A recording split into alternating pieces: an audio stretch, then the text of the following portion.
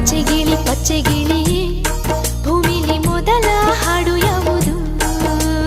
ಅಕ್ಕರೆಯ ತೊಟ್ಟಿಲೊಳಗೆ ಅಮ್ಮದು ಹಾಡೋ ಲಾಲಿಯದು.